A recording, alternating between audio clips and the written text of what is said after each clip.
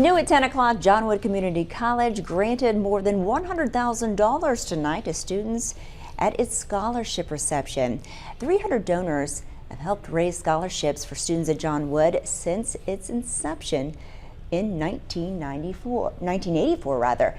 The foundation and its local donors have helped complete students' educations along the way. Staff say that nights such as this one means the world to students. This is one of the largest scholarship award ceremonies that the college has ever had. We will be awarding just under $115,000 tonight to almost 100 students. The mission of John Wood is to provide accessible and affordable education. And the scholarship event tonight really solidifies that commitment and the partnership with the JWCC Foundation. Now, tonight's reception also saw a larger number of donations from last year's $75,000.